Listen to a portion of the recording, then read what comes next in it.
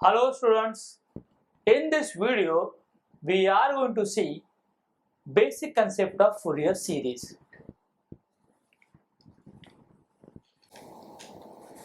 So Fourier series is a way to represent a function as the sum of simple sine waves.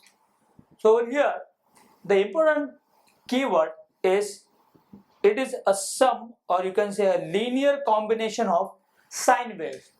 That means any function given in any independent variable x or t can be represented as a combination of sinusoids in it. The sinusoid which is completing one time period in short span of time, we consider that as a fundamental time period or a fundamental component, and except the fundamental component, whatever left in the waveform in terms of sinusoids are called as harmonics. In other words, Fourier series decomposes any periodic function or a periodic signal into the sum of a set of simple oscillating functions, namely sines and cosines. So it's one and the same thing, but over here we can represent any periodic function as a sum of set of sines and cosines, popularly known as complex exponentials, because we know any complex exponential by Euler's identity can be written in terms of sine and cosine. Next, the Fourier series is named in the honor of Jean-Baptiste Joseph Fourier, who made important contribution to the study of trigonometric series, but after the preliminary investigations by Leonhard Euler, Jean-Louis Ron-D'Alembert and Daniel Bernoulli. So these three scientists along with Fourier has made an immensely important contribution in the trigonometric series, now popularly known as Fourier series, by virtue of which any periodic function can be written or represented as a linear combination of sinusoids. There are two forms to represent these functions. First is the trigonometric form of Fourier series. So in trigonometric form of Fourier series, we have a function f of t, where t is an independent variable we have considered, is defined in a time interval minus t by 2 to t by 2. So basically, what we have to remember, what is the time period of the waveform? So I can say now, this is a function f of t with a time period t, and it is defined in this interval. Then it can be represented by a Fourier series as follows.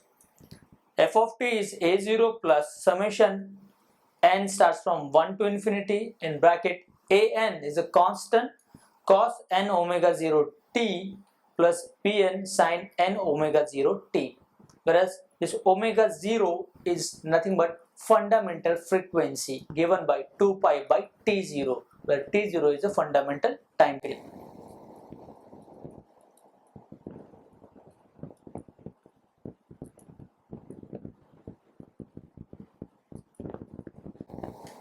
So any function periodic with a time period t can be represented as the sum of sines and cosines along with this a0. What is this a0? This a0 is nothing but a constant. This is not associated with any sinusoids or cosine, hence we call this as a DC term present in a Fourier series. So once again, f of t is a0 plus summation n equal to 1 to infinity an cos n omega 0 t plus bn sin n omega 0 t. You need to calculate a0, an and bn because these are the coefficients, and those coefficients are calculated as follows. a0 is 1 upon time period, and here is the limit in which the function exists, f of t dt, and that integral will give you a0. Then we have an where what exactly we have done, half of the time period, because in a complete time period both the functions are existing, hence to get a an I will cut short the time period to 1/2. So 1 upon t by 2, in the end it is 2 upon t, same limit because f of t exists between this interval, into cos n omega 0 t dt. So we have to solve this integral to get an. Then bn is 2 by t integral minus t by 2 to t by 2 f of t sin n omega 0 t dt. So these three integrals will give you the coefficients a0, an and bn. And once those coefficients are obtained, you have to just substitute in the formula, so that in the end we will get f of t with some constant and sinusoids and cosine terms present, and thus depend upon value of n. So this in the end will have the series of cos omega 0, sin omega 0, cos 2 omega 0, sin 2 omega 0, likewise. Whereas the first term n equal to 1, if I substitute, whatever I will get, that is a fundamental component. Later on, for n greater than 1, whatever components will be obtaining are called as harmonics. So this is a trigonometric form of a Fourier series. One more form is there, that is a complex form. It is related to the trigonometric only. So complex form is like this. A function f of t of a period t, that means a periodic function, it has a complex Fourier series of this manner.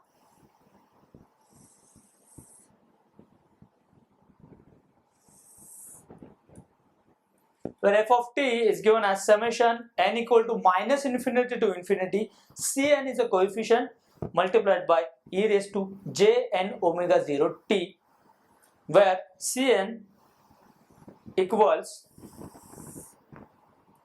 1 upon time period f of t, and since the time period I mentioned over is t, so we are assuming that the f of t exists from minus t by 2 to t by 2, so that Cn will have a formula 1 upon time period t integral minus t by 2 to t by 2 f of t into e raised to minus j n omega 0 t. So basically what we have done in a trigonometric form of series, we use Euler's identity like this.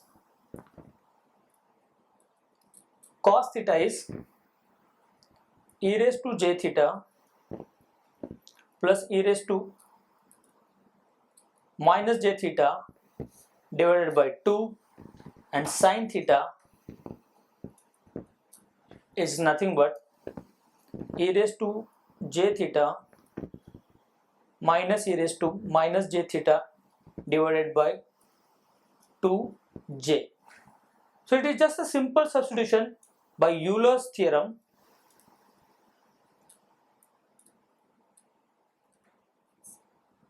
Will convert a trigonometric form of series into complex form of series. So in this video we have seen some basic concepts related to the Fourier series, which says any periodic function can be decomposed such a way that we will get only sinusoidal terms out of it, and once we obtain that, for n equal to 1, which we call as a fundamental component, for n different than that of equal to 1, whatever components will be obtained are called as harmonics. And we have seen any series, repeat, any Fourier series, repeat, any function can be represented in two types of Fourier series. These two types are related to each other, namely trigonometric series where sine and cos are present directly, and second is a complex form of series. By using a Euler's theorem, we can convert trigonometric series into complex or complex into trigonometric series. Thank you.